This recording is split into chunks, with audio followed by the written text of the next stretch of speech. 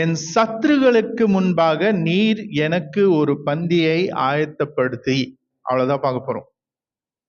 5வது வசனம் முதல் பகுதி 5a. ஓகே,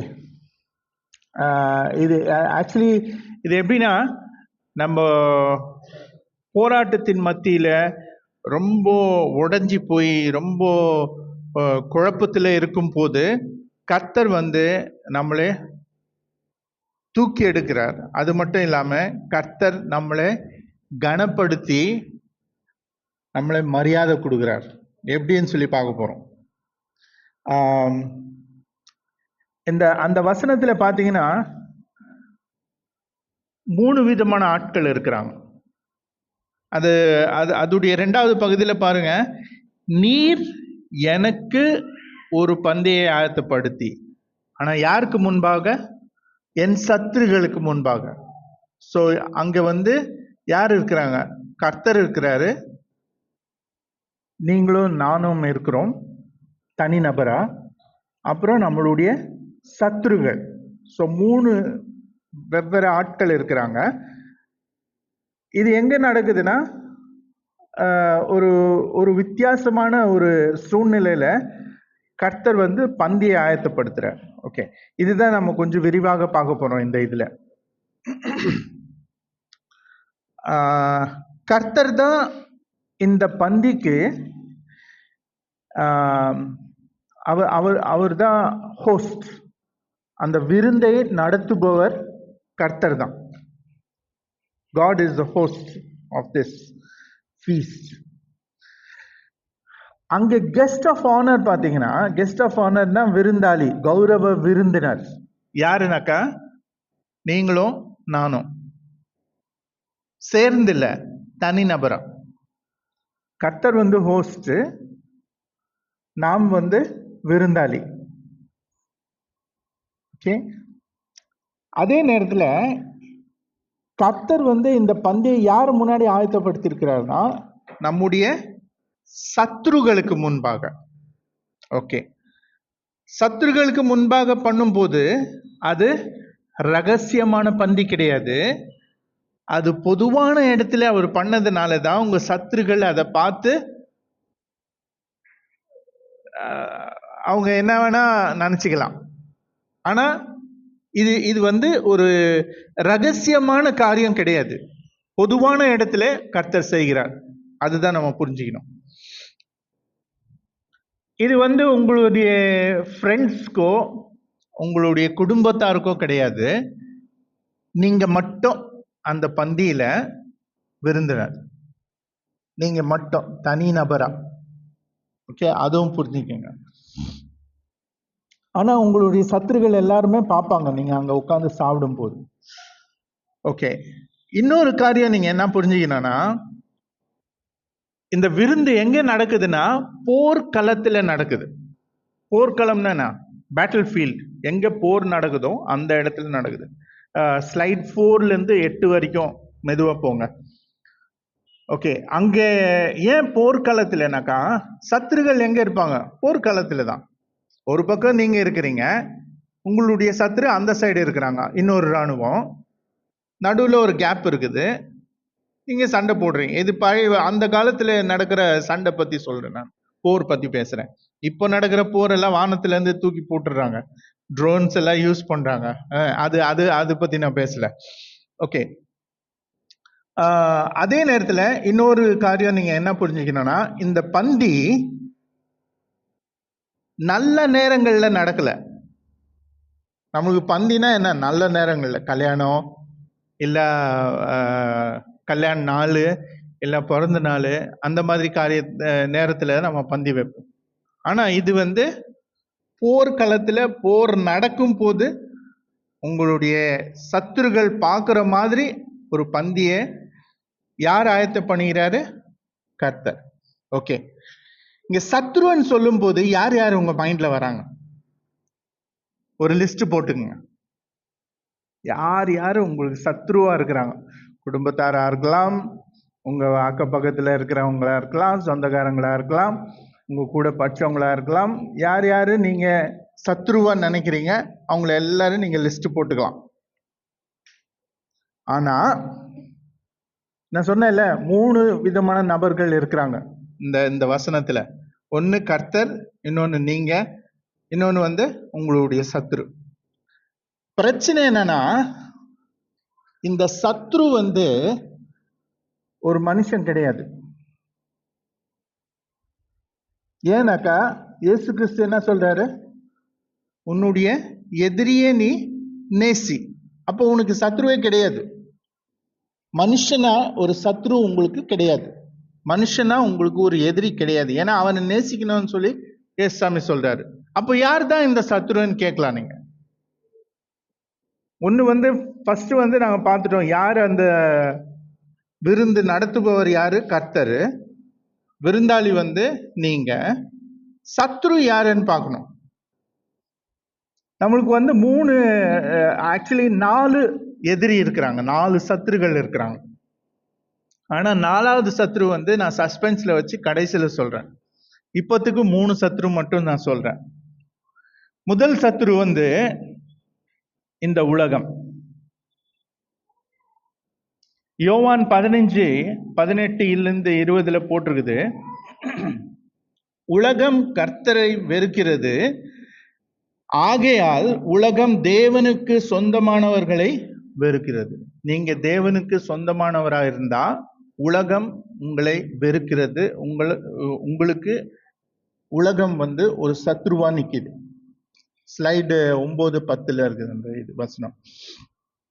2வது சத்ரு. ஸோ ஃபர்ஸ்ட் சத்ரு உலகம். உலகம்னா நான் ஏற்கனவே அதை எக்ஸ்பிளைன் பண்ணிட்டேன் உங்களுக்கு. உலகம், கர்த்தர் உலகத்தை நேசித்தாருன்னு சொல்லிட்டு இருக்குது. அப்போ உலகம்னா எதுனா உலகத்தின் வேல்யூஸ் சிஸ்டம்.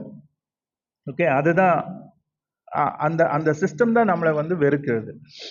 2வது சத்ரு சாத்தான். ஏன்னா யோவான் 10:10 பார்த்தீங்கன்னா போட்டிருக்குதாங்க, திருடன் திருடவும் கொல்லவும் அழிக்கவும் வருகிறான் என்று வேறொன்றுக்கும் வரான். இயேசு கிறிஸ்து சொல்றாரு. அந்த திருடன் தான் அவர் யாரை மீன் பண்ணி சொல்றாரு? சாத்தானை மீன் பண்ணி சொல்றாரு. அவனுடைய வேலை அதுதான். ஆனா 1 பேதுரு 5:8 போட்டிருக்குது, தெளிந்த புத்தி உள்ளவர்களாக இருங்கள், விழித்திருங்கள், ஏனெனில் உங்கள் எதிரியாளியாக பிசாசானவன் கர்ஜிக்கிற சிங்கம் போல் எவனை விழுங்கலாமோ என்று வகை தேடி சுற்றி திரிகிறான். சோ அவன் தான் சத்ரு. அவன் கட்டுக்கதை கிடையாது, அவன் ஒரு கற்பனை கிடையாது. அவன் உண்மையான ஒரு சத்ரு இந்த உலகத்துல இருக்கிறான். அவன் கூட நம்மளுக்கு போராட்டம் இருக்கு. சோ 2வது பார்த்துட்டோம். 2வது சத்ரு சாத்தான். அதுல ஒரு முக்கியமான காரியம் என்னன்னா, கர்த்தர் உங்களை நேசிக்கிறாருல்ல, அப்போ கர்த்தரை அவன் ஒன்றும் பண்ண முடியாது. ஆனா கர்த்தர் மனசை நோகடிக்கிறதுக்கு உங்களை தான் அவன் சித்திரவதை பண்ணுவான். அப்போ கர்த்தருக்கு வலிக்கும் இல்ல. 3வது சத்ரு யாருன்னா, எனக்குள் இருக்கும் என் பழைய பாப சுபாவம், my old sinful nature inside me. அப்போ நானே எனக்கு சத்ரு. எனக்குள் இருக்கும் என் பழைய பாவ சுபாவம். Your biggest enemy is you. இது எங்க பார்க்கலாம்னாக்கா, நீங்க ரோமர் 7வது அதிகாரம் ஃபுல்லா வாசிச்சீங்கன்னா அங்க விளக்கமா பவுல் எக்ஸ்பிளைன் பண்றாரு. ஓகே, ஸ்லைடு 13 அது ரோமர் அந்த வசனம் போடல, ஜஸ்ட் எக்ஸ்பிளைன் பண்றேன், என்னுடைய சத்ரு நானுன்னு சொல்லிட்டு. ஓகே, இங்க 3வது காரியம் ஃபர்ஸ்ட் நம்ம பார்த்துட்டோம். அந்த விருந்து பத்தி, யாரு நடத்துறாரு, யார் விருந்தாளி, யார் எப்படிப்பட்ட விருந்து எங்க நடக்குதுன்னு சொல்லிட்டு. 2வது காரியம் என்ன பார்த்தோம்? யாரு எனக்கு சத்ருவா இருக்கிறாங்கன்னு சொல்லிட்டு. 3வது காரியம் இந்த விருந்து எதை குறிக்கிறது? ஏன்னா பைபிள்ல எல்லா காரியங்களுக்கும் ஒரு அர்த்தம் இருக்குது. எல்லா வசனங்களுக்கு, எல்லா மாதிரியான காரியங்களுக்கு ஒரு அர்த்தம் இருக்குது. அப்போ விருந்துன்னு சொல்லும் போது அது ஃபெலோஷிப்பை காட்டுது. ஃபெலோஷிப்னா என்ன? தோழ்மை, கூட்டுறவு, நட்பு. யாருக்கு யாருக்கு நட்பு? கர்த்தருக்கு எனக்கு நட்பு, கர்த்தருக்கு எனக்கு தோழ்மை, கூட்டுறவு. அதுதான் அந்த விருந்து காட்டுது. அப்போ இந்த விருந்துல 2 காரியம் முக்கியமா நம்ம உங்க முன்னாடி வைக்க போறேன். கர்த்தர் உங்களை நேசிக்கிறாரு. அதனால கர்த்தர் உங்களுக்காக ஒரு விருந்தை ஆயத்தப்படுத்துறார். அப்படிதானே இருக்குது அந்த வசனத்துல. அவர் எனக்காக ஒரு விருந்தை ஆயத்தப்படுத்துறார்.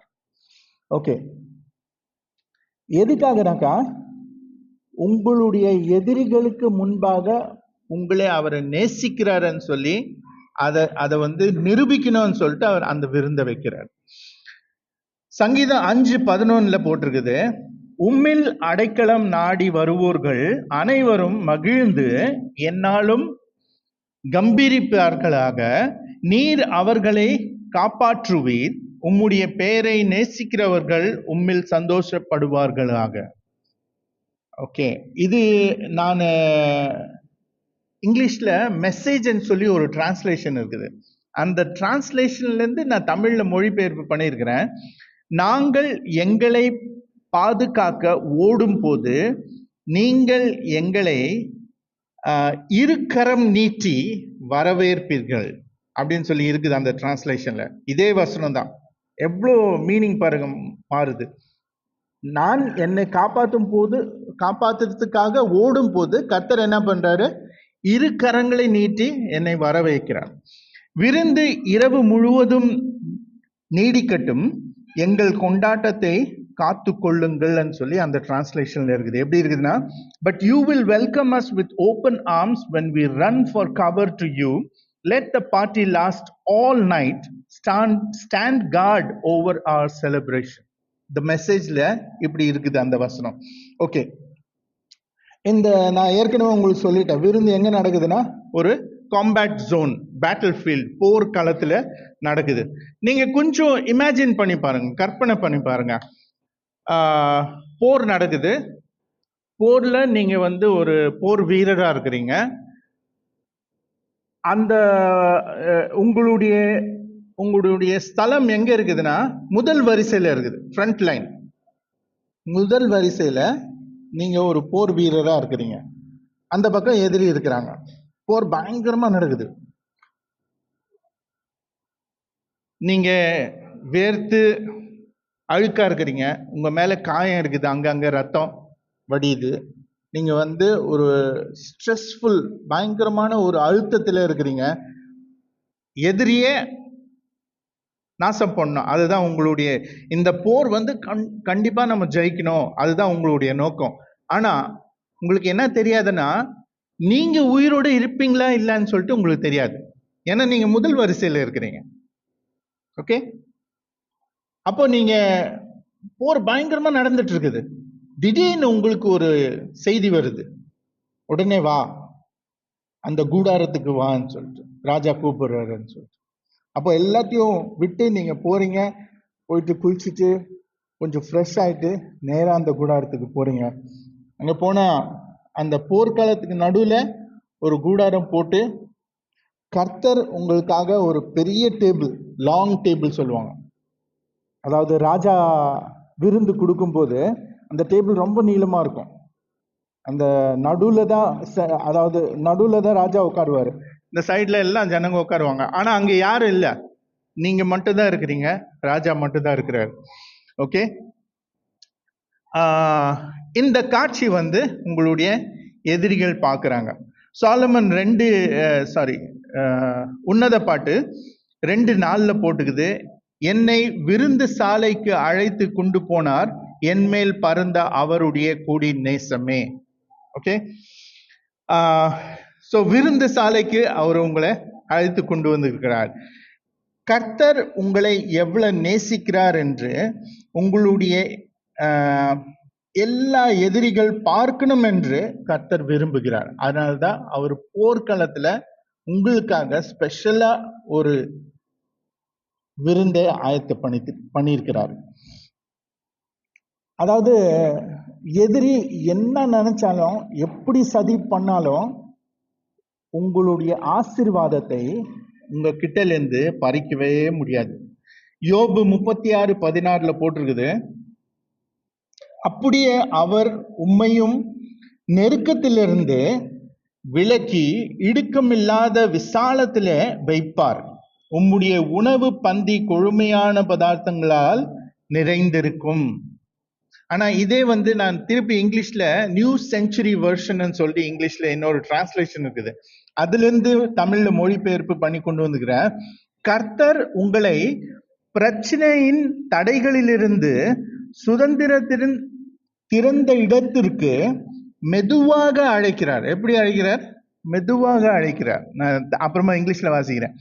அங்கு அவர் விருந்து மேஜையை சிறந்த உணவால் நிரப்பியுள்ளார். ஆல்ரெடி தமிழ்ல நம்ம வாசித்தோம், கொழுமையான பதார்த்தங்களால் நிறைந்திருக்கும்னு சொல்லிட்டு.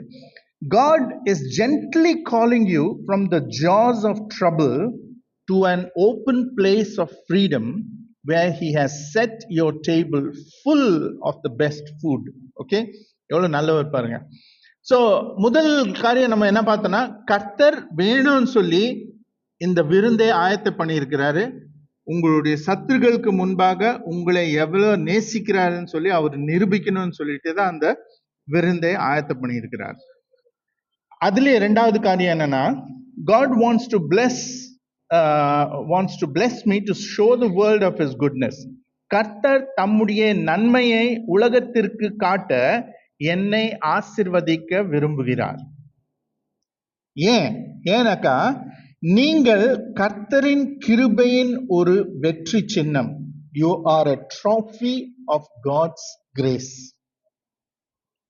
ஓகே, ஆக்சுவலி என்னன்னா, இந்த விருந்துக்கு நம்ம லாய்க்கு இல்லை, எந்த தகுதி கிடையாது. நம்மளுக்கு தகுதி இருக்குதா? கிடையாது. ஆனா அதுதான் அவருடைய கிருபை, அதுதான் அது அவருடைய கிருபை.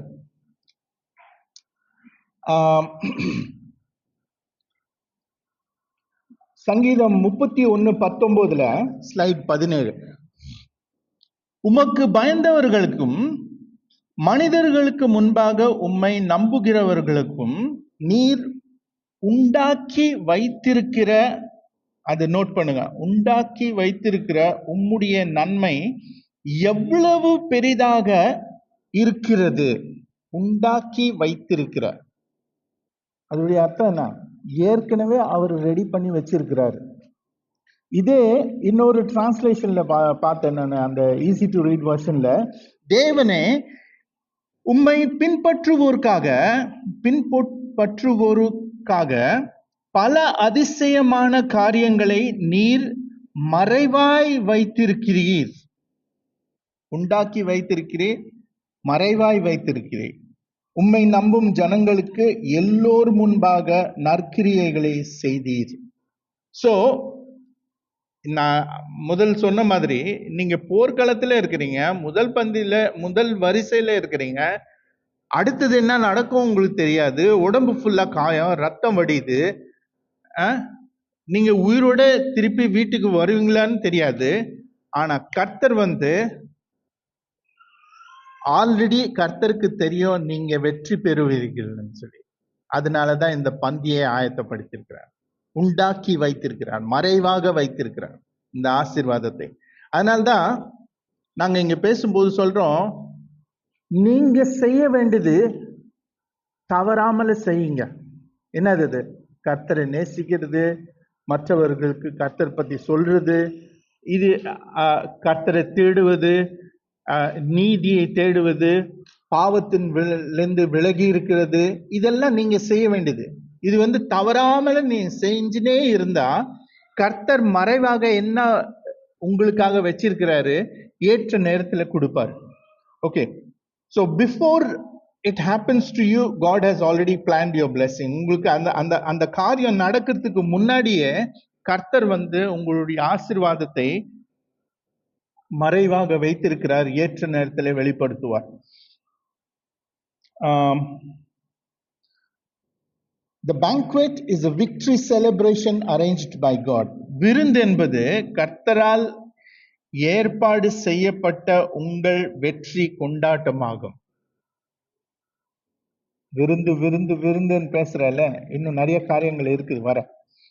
சங்கீதம் 35:27 போட்டிருக்குது, என்னுடைய நீதி தெரிய வேண்டும் என்று விரும்புகிறவர்கள் கம்பீரித்து மகிழ்ந்து தமது ஊழியக்காரனுடைய சுகத்தை விரும்புகிற கர்த்தருக்கு மகிமை உண்டாவதாக என்று எப்போதும் சொல்லட்டும். சோ கர்த்தர் தன்னுடைய ஊழியக்காரத்தின் சுகத்தை பத்தி, வெற்றியை பத்தி, நலம் பத்தி எப்பவுமே யோசிக்கிறாரு. அதுக்காக அவர் எல்லா முயற்சியும் பண்றாரு. ஆனா நம்மளுக்கு அது தெரியாது. அதை மறைவாக செய்யறாரு கர்த்தர். ஆனா அது வெளிப்படும் போது அதை யாரால தடுக்கவும் முடியாது, அவர் செய்யலன்னு சொல்லி நிராகரிக்கவும் முடியாது. ஓகே, இப்போ நான் இந்த விருந்து எதை குறிக்குதுன்னு சொல்லிட்டு சொன்னேன். கர்த்தர் உங்களை உங்க சத்துருக்களுக்கு முன்பாக, இந்த உலகத்துக்கு முன்பாக எவ்வளவு நேசிக்கிறாருன்னு சொல்லிட்டு நிரூபிக்கணும்னு சொல்லிட்டு அந்த விருந்தை வைக்கிறார். ஓகே, 4வது காரியம் என்னன்னா, விருந்துன்னு சொல்லும் போது அங்க முக்கியமான காரியம் என்ன இருக்கும்? விருந்து அப்படின்னு சொல்லும் போது ஓகே, அது நடத்துபவர் ஒருத்தர் இருக்கிறாரு, அது விருந்தாளின்னு சொல்லி ஒருத்தர் இருக்கிறாரு. வேற என்ன இருக்கும் முக்கியமா? சாப்பாடு, மெனு என்ன? அப்போ இந்த விருந்துக்கு மெனு என்ன? என்ன சாப்பாடு? யோசிக்க முடியுதா? சாப்பாடு என்ன? இதுதான் சாப்பாடு. ஏற்றுக்கொள்ள முடியல. ஒரு வசனம் சொல்றேன், எரேமியா 15:16 எரேமியா சொல்றாரு, உம்முடைய வார்த்தைகள் கேளுங்க, உம்முடைய வார்த்தைகள் கிடைத்த உடனே அவைகளை உட்கொண்டேன், சாப்பிட்டேன். உம்முடைய வார்த்தைகள் எனக்கு சந்தோஷமும் என் இருதயத்துக்கு மகிழ்ச்சியுமா இருந்தது. சேனைகளின் தேவனாகிய கர்த்தாவே, உம்முடைய நாமம் எனக்கு தரிக்கப்பட்டிருக்கிறது. அப்போ இது சாப்பிட முடியுமா இல்லையா? முடியும். இது ஆவிக்குரிய ஆகாரம். இது எப்படி சாப்பிடணுமோ அப்படி சாப்பிட்டாதான் அந்த ஆவிக்குரிய வயிறு நிறையும். ஏன்னா நம்ம சாப்பாடுன்னு சொன்ன உடனே வாய் அசைக்கிறது, மென்றது, டேஸ்ட் பட்ஸ் எல்லாம் அந்த டேஸ்ட், அது ருசி கூட பார்ப்போம். ஆனா நான் பேசுறது ஆவிக்குரிய ஆகாரம் பத்தி. Okay, eating the word of God, கர்த்தருடைய வார்த்தையை உட்கொன்றது. இந்த வார்த்தையில எல்லாமே இருக்குது.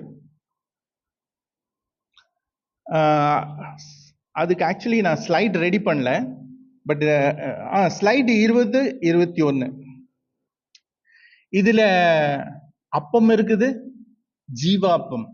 சாமி சொல்றல, நானே ஜீவா அப்பம்னு சொல்றேன். இதுல கறியும் இருக்குது. இப்ப நம்ம சாப்பிடும் போது ஒரு முக்கியமா பாத்தீங்கன்னா ஒரு 3-4 விதமான வகைகள் இருக்கும். ஒண்ணு அதாவது இப்போ இவ்வளவு அட்வான்ஸ்ட் ஆன பிறகு ரிசர்ச் பண்ணிட்டு அவங்க என்ன சொல்றாங்க, கார்போஹைட்ரேட்ஸ். கார்போஹைட்ரேட்ஸ்னா என்ன? உங்களுக்கு இட்லி, இடியாப்பம், சாப்பாடு, சப்பாத்தி, தந்தூரி ரொட்டி, அது எல்லாமே கார்போஹைட்ரேட்ஸ். அதுக்கப்புறம் என்ன வருது? புரோட்டீன் வருது. புரோட்டீனும் ஃபைபர் சேர்ந்து வரும். புரோட்டீன்ல என்ன வருது? எல்லா கறி வகைங்க, மீன், முட்டை, அதெல்லாம். காய்கறி உங்களுக்கு என்ன தருது? ஃபைபர் கொடுக்குது. ஓகே, ஸோ மெயினா இது. அதுக்கப்புறம் பால் இருக்குது, அப்புறம் குடிக்கிறதுக்கு திராட்சை ரசம் இருக்குது, இல்ல வேற ஜூஸ் இருக்குது, அதெல்லாம் இருக்கு. ஸோ இங்க பாத்தீங்கன்னா இயேசு கிறிஸ்து என்ன சொல்றாரு? நானே ஜீவாப்பம். எபிரேயர் 5:11-14 பாத்தீங்கன்னா அங்கே மீட் ஆஃப் த வேர்ட், வார்த்தையின் கறி, இல்ல வார்த்தையானது ஒரு கறி போல நம்ம சாப்பிடணும், அது மென்னு சாப்பிடணும். பவுல் என்ன சொல்றாரு? ஆக்சுவலி கறி என்ற வார்த்தை அங்க இல்ல, பலமான ஆகாரம்னு சொல்லி இருக்குது. நீ எவ்வளவு நாள் பால் குடிச்சு நிப்ப? நீ வளர்ந்துட்டேன்னா நீ பலமான ஆகாரம் சாப்பிடணும், மென்னு சாப்பிடணும் அப்படின்னு சொல்லிட்டு பவுல் அங்க எக்ஸ்பிளைன் பண்றாரு. இப்போ ஒரு குழந்தை வந்து பால் குடிக்குதுன்னா அது ஏற்றுக்கொள்ள முடியும். யாரு? இப்போ இவர் இருக்கிற எபி பால் இருக்கிறான், அப்புறம் இன்னும் நிறைய டெரிக் இருக்கிறான். அவங்க எல்லாம் பால் குடிக்கிறாங்கன்னா நம்மளால ஏற்றுக்கொள்ள முடியும். ஒரு 30 வயசு ஆள் பால் குடிச்சா எப்படி இருக்கும்? யோசித்து பாருங்க. வெக்கமா இல்ல? 30 வயசு ஆள் என்ன பண்ணணும்? கறி சாப்பிடணும், மென்னு சாப்பிடுற பொருள் தான் சாப்பிடணும் இல்ல? அதுக்குதான் அவர் பவுல் சொல்றாரு, நீ வளர்ந்துட்டனாக்கா, ஆவிக்குரிய வாழ்க்கையில நீ வளர்ந்துட்டனாக்கா பால் குடிக்கிறது நிறுத்து, நீயே சாப்பிடு, மென்னு சாப்பிடு. எப்படி? அது நான் சொல்ல வரேன், அடுத்த இதுல சொல்றேன். அப்புறம் வேற என்ன இருக்குது இதுல? பால் இருக்குது, மில்க் ஆஃப் தி வேர்ட். 1 பேதுரு 2:2 இருக்குது. அப்புறம் இது வந்து தேனும் இருக்குது இதுல. சங்கீதம் 119, 103. அப்புறம் பழங்கள் இருக்குது, 198 முறை பழங்கள் பத்தி இதுல மென்ஷன் பண்ணிருக்குது. அதுக்கப்புறம் விதைகள் பத்தி போட்டிருக்குது இதுல, லூக்கா 8:1-15. இப்ப பாத்தீங்கன்னா விதைகள் வந்து அவ்வளவு நல்லதான். இப்போ இப்போ வைக்கிற டிஷ்ஷஸ்ல, சாப்பாடு விருந்துல விதைகள் கூட வைக்கிறாங்க. சீயா விதை இருக்குது, முந்திரி விதை இருக்குது, பூசணிக்காய் விதை இருக்குது, திராட்சை விதை 1 கிலோ எவ்வளவு லட்சத்துல போகுது. அது விதைகள் வந்து அவ்வளவு நல்லது. அந்த விதைகளும் இதுல இருக்குது நீங்க சாப்பிடுறதுக்கு. சோ இதெல்லாம் பாத்தீங்கன்னா, இந்த வார்த்தைகள் எல்லாம் வந்து விருந்துக்கு சம்பந்தப்பட்ட வார்த்தைகள், சாப்பிடுற பொருள், இது எல்லாமே இதுல இருக்குது, அடங்கி இருக்குது. சோ கர்த்தர் வந்து நம்மளுக்கு இதுல டோட்டலா பாத்தீங்கன்னா வாக்கு தத்தங்கள் 8810 வாக்கு தத்தங்கள் இதுல இருக்குது. ஆனா அதுல 7487 வாக்கு தத்தங்கள் கர்த்தர் நேராக நம்மளுக்கு கொடுத்திருக்கிறார். இதுல 7847 வாக்கு தத்தங்கள். அப்ப மொத்த விருந்து இதுலயே இருக்குது. இந்த விருந்த நீங்க எங்க வேணா எடுத்துன்னு போலாம். பஸ் ஸ்டாண்ட்ல எடுத்துன்னு போலாம், உங்க ஆட்டோல எடுத்துன்னு போலாம், நீங்க எங்க வேணா உட்காந்து சாப்பிடலாம். இது காடுல போய் சாப்பிடலாம், உட்காந்து உங்க மாடி மேல போய் உட்காந்து சாப்பிடலாம். இந்த விருந்து இந்த பைபிள்ல இருந்தா போதும். ஓகே, இந்த இந்த விருந்து நீங்க எங்க உட்காந்து சாப்பிட்டாலும் அது உங்களை என்ன பண்ணும் பாருங்களேன். உங்களுக்குள்ள இருக்கிற பயம், உங்களுக்குள்ள இருக்கிற கோபம், உங்களுக்குள்ள இருக்கிற திகில், உங்களுக்குள்ள இருக்கிற குழப்பம், அது எல்லாமே கீழே கொண்டு வந்துடும், காண போயிடும் அதெல்லாம். ஏன்னா இது உங்களை தேற்றி விடும். அதே நேரத்துல இந்த விருந்துல நீங்க சாப்பிட்டீங்கன்னா அடிக்கடி உங்களுடைய சூழ்நிலையும் மாறும். பணம் இல்லாத சூழ்நிலை, கடன் தொல்லை, வியாதி, தனிமை, என்ன சூழ்நிலை இருந்தாலும் அந்த சூழ்நிலை மாத்த இந்த விருந்துல பவர் இருக்குது. இப்போ என்ன பிரச்சனைனா, இந்த விருந்து நம்ம சாப்பிட மாட்டோம். இந்த விருந்துக்கு பதிலா நம்ம வேற விருந்து சாப்பிடுறோம். அது என்ன வேற விருந்துனா, செய்தித்தாள்,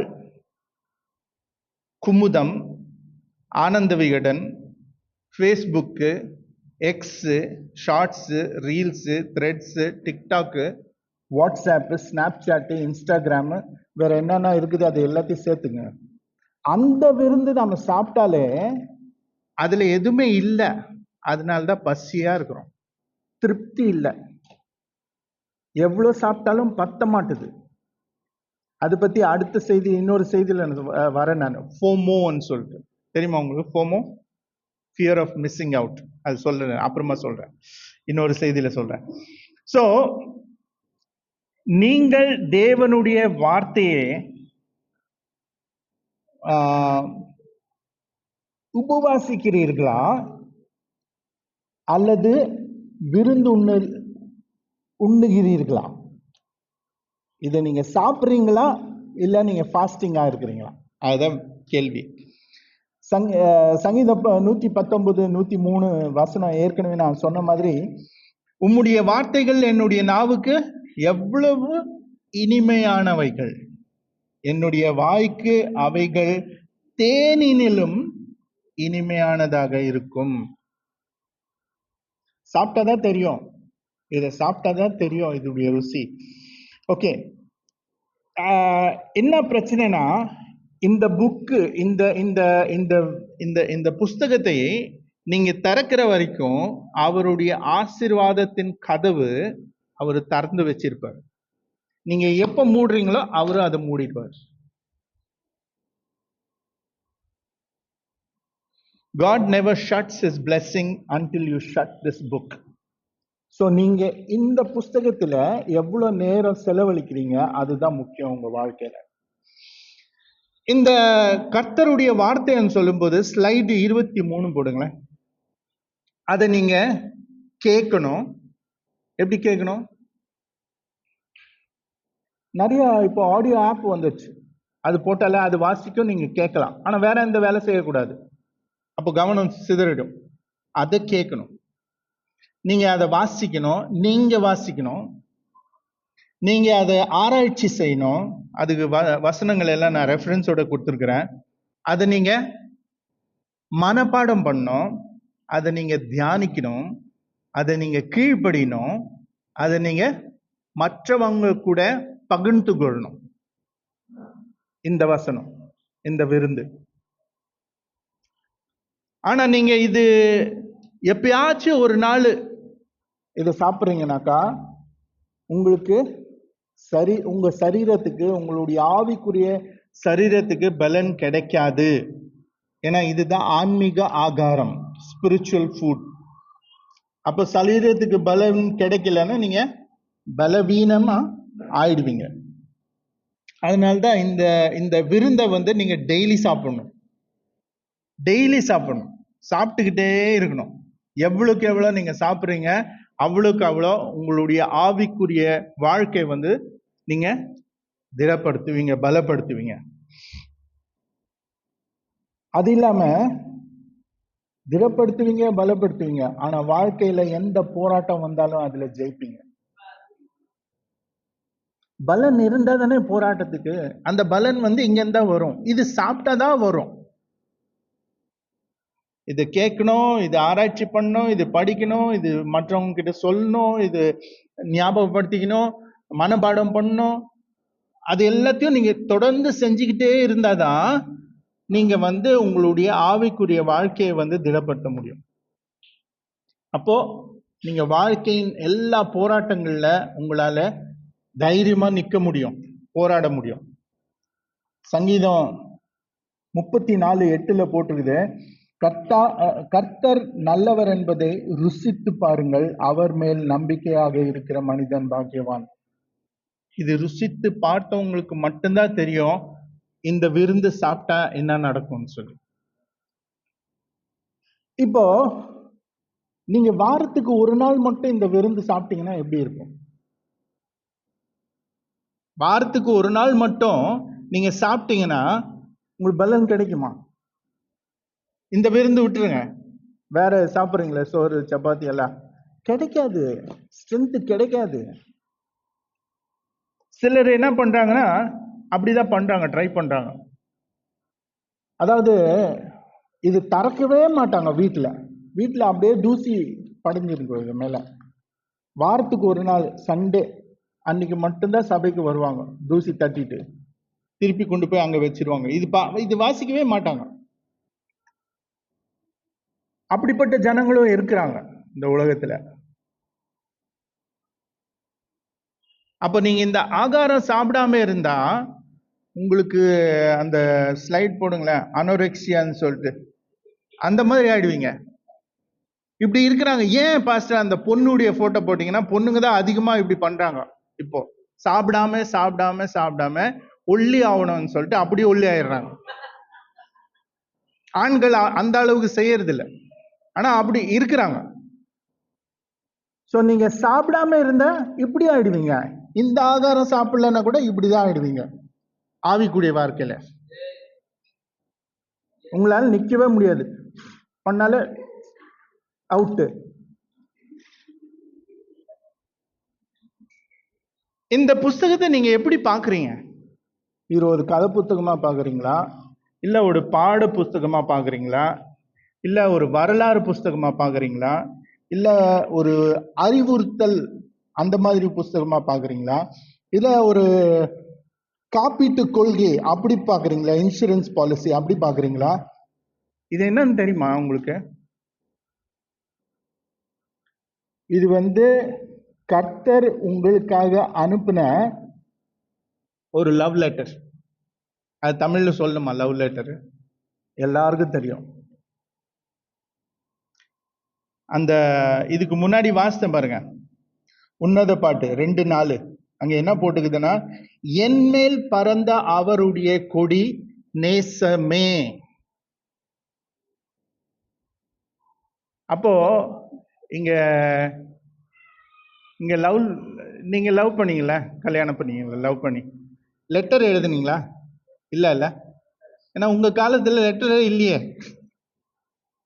இமெயில் தான் இருக்குது. அது கூட எங்க இல்ல வேற யாருன்னா இங்க அந்த மாதிரி லவ் லெட்டர் எழுதின கப்புள்ஸ் யாருன்னா இருக்கிறீங்களா இங்க?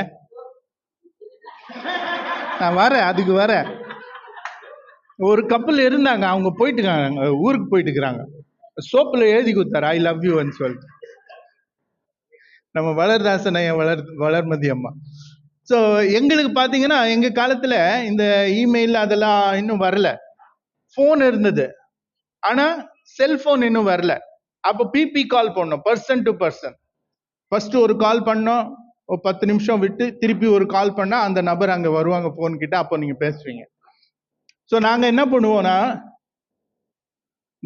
நானும் பாஸ்டர் லவ் லெட்டர் எழுதுவோம். கேளுங்க, இங்க கேளுங்க. அந்த லெட்டர்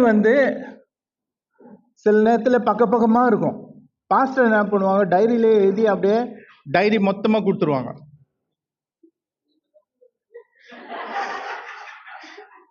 ஆனா இல்ல, அது நானும் அதே மாதிரி தான் எழுதி கொடுப்பேன், அனுப்புவேன். ஆனா என்ன இதுல தமாஷா என்னன்னா, அந்த லெட்டருக்காக அப்படி ஒரு ஆவலா காத்துனுப்போம். அது வந்த உடனே சாப்பாடு வேண்டாம், தூக்கம் வேண்டாம், டாய்லெட் கூட போக மாட்டீங்க. அந்த அளவுக்கு ஒரு ஒரு ஒரு ஆர்வம் இருக்கும், அதுல போய் படிக்கணும் என்ன எழுதியிருக்கிறாங்கன்னு சொல்லிட்டு. அப்படிப்பட்ட ஒரு லெட்டர் இது. அதுக்கு எந்த அளவுக்கு ஆர்வம் நம்ம காட்டுறோம், அதுதான் கேள்வி. ஏன்னா ஒவ்வொரு முறையும் நீங்க வாசிக்கும் போது அவர் உங்களை எவ்வளவு அன்பு செலுத்துறாருன்னு சொல்லிட்டு அதுல இருந்து ஆவியானவர் உங்களுக்கு புரிய வைப்பார். ஆனா நீங்க ஆர்வத்தோட வாசிக்கணும், அதுதான் முக்கியம். ஒரு பசி, ஒரு ஒரு அது சொல்ல முடியாது, அது ருசித்து பாருங்களேன்னு சொல்லி வாசித்தா இல்ல, அந்த மாதிரி நீங்க அந்த ருசித்தா மட்டும்தான் உங்களுக்கு தெரியும். ஓகே, சத்துருகளுக்கு முன்பாக உங்களுக்காக அவர் ஒரு பந்தியை ஆயத்தப்படுத்துறார். ஆனா இது எல்லாமே இது வரைக்கும் நான் சொன்னது உங்களுக்கு புரிஞ்சிருக்கும். இது ஓ பாஸ்டர் இது ரியலா ஒரு பந்தி கிடையாது, இது ஆவிக்குரிய ஒரு பந்தி பத்தி தான் பாஸ்டர் பேசுறாருன்னு சொல்லிட்டு. ஆனா ரியலா ஒரு பந்தி இருக்கு. அந்த பந்திக்கு ஒரு பேர் இருக்குது, ஆட்டுக்குட்டியின் கல்யாண விருந்து. கேள்விப்பட்டீங்களா? நம்ம வெளிப்படுத்தின விசேஷம் வாசிக்கும் போது நான் சொன்னேன், ஒரு அந்த ஆட்டுக்குட்டியின் கல்யாண விருந்து உண்மையாகவே நடக்கும். அங்க யாரு இயேசு கிறிஸ்துவின் நாமத்தில ரட்சிப்பை ஏற்றுக்கொண்டாங்களோ அவங்க எல்லாருமே அந்த விருந்துல இருப்பாங்க. நீங்களும் அப்படி ஒரு மனிதனா இருந்தா நீங்களும் அந்த விருந்துல இருப்பீங்க. அந்த விருந்து நடக்கும், கடைசியில நடக்கும். ஏசாயா 25:6-9 நான் வாசிக்க போறாது. ஆனா அதுக்கு முன்னாடி உங்களுக்கு 4 எதிரி சொன்னேன்ல. ஃபர்ஸ்ட் எதிரி யாரு? உலகம். ரெண்டாவது எதிரி சாத்தான். 3வது எதிரி என்னுடைய பழைய பாவ சுபாவம். 4வது எதிரி மரணம். மரணம் தான் 4வது எதிரி. 1 கொரிந்தியர் 15:25-26 போட்டுக்குது, எல்லா விரோதிகளையும் தமது காலுக்கு கீழாக்கி ஓடும் வரைக்கும் அவர் ஆளுகை செய்ய வேண்டும். அழிக்கப்படும் கடைசி விரோதி மரணம். அந்த மரணத்தை பத்தி இப்போ நான் வாசிக்க போறேன், இந்த வசனங்கள் கேளுங்க. ஏசாயா 25:6-9. இதோட முடிச்சிடலாம். 29வது ஸ்லைடு. 29 30 ஓகே. சேனைகளின் கர்த்தர், கேளுங்க, சேனைகளின் கர்த்தர் இந்த மலையில் சகல மக்களுக்கும் ஒரு விருந்தை ஆயத்தப்படுத்துவார். அது கொழுமையான பதார்த்தங்களும் பழமையான திராட்சரசமும் இறைச்சியும் கொழுப்பும் உள்ள பதார்த்தங்களும் தெளிந்த பழமையான திராட்சரசமும் நிறைந்த விருந்தா இருக்கும். அவர் அங்க போட்டார, வசனத்திலே போட்டார் அந்த விருந்துல என்னென்ன இருக்கும்னு சொல்லிட்டு. அது அப்படியே போட்ட மாதிரியே இருக்கும். நான் சொன்னது வேற, நான் சொன்னது ஆவிக்குரிய விஷயங்கள். ஆனா இது உண்மையான விருந்து கடைசியில நடக்கும். சகல மக்களுக்குள்ள சகல மக்களுக்கு மேல முக்காட்டையும் சகல தேசங்களையும் மூடி இருக்கிற மூடலையும் இந்த மலையில் அகற்றி போடுவார். அது என்னது? அந்த சகல மக்களுக்கு மேல இருக்கிற முக்காட்டுனா என்னது? மரணம். சகல தேசங்களுக்கு மேல இருக்கிற மூடல் என்னது? சோகம், மரணத்தின் சோகம். நீ எந்த தேசத்துல இருந்தாலும் மரணம் உனக்கு வரும். அந்த மரணத்தின் சோகமும் உனக்கு தாக்கும் இல்ல? அதை அன்னைக்கு அவர் அகற்றி போடுவார். அந்த நாள்ல, அந்த கடைசி விருந்தாணி அவர் மரணத்தை ஜெயமாக விழுங்குவார். கர்த்தராகிய தேவன் எல்லா முகங்களில் மேலிருந்து கண்ணீரை துடைத்து தமது மக்களின் அவப்பெயரை பூமியில் ஈராதபடிக்கு முற்றிலும் நீக்கி விடுவார். கர்த்தரே இதை சொன்னார். அக்காலத்துல இதோ இவரே நம்முடைய தேவன், இவருக்காக காத்திருந்தோம், இவர் நம்மை காப்பாற்றுவார், இவரே கர்த்தர், இவருக்காக காத்திருந்தோம், இவருடைய காப்பாற்றுதலால் களி கூர்ந்து மகிழுவோம் என்று சொல்லப்படும். இதுதான் கடைசி விருந்து. அங்கதான் அந்த கடைசி எதிரியை அவர் முற்றிலுமாக அகற்றி போடுவார். சோ விருந்து 2 விதமான விருந்து நீங்க பார்த்துட்டீங்க. ஒண்ணு ஆவிக்குரிய விருந்து, அது நீங்க டெய்லி சாப்பிட்டாதான் நீங்க இந்த வாழ்க்கையின் எல்லா போராட்டங்கள்ல தைரியமா நிக்க முடியும். அதே போல கர்த்தர் அந்த விருந்து உங்களுக்கு ஆயத்த பண்ணி கொடுக்கும் போது, அதாவது உங்களை கனப்படுத்தும் போது, உங்களுடைய எதிரிகள் யாரா இருந்தாலும், மனுஷன் கிடையாது, நான் ஏற்கனவே சொல்லிட்டேன், மனுஷன் உங்களுக்கு எதிரி கிடையாது. ஏன்னா இயேசு கிறிஸ்து என்ன சொல்றாரு? உன் எதிரியே நேசி, நீ மன்னிக்கணும்னு சொல்றாரு. சோ மனுஷன் கிடையாது, வேற எந்த எதிரியா அந்த 4 எதிரி பத்தி சொல்லிட்டேன். கர்த்தர் உங்களை கனப்படுத்துறார். உங்களுடைய கனத்துக்கு, உங்களுடைய மரியாதைக்கு எந்த குறை இல்லை. நான் தாட்சி அடையான், எனக்கு எந்த குறை இல்லைன்னாங்க. இன்னைக்கு நம்ம பார்த்த விஷயத்துல என்னுடைய மரியாதைக்கு, என்னுடைய கனத்துக்கு எந்த குறை இல்லை.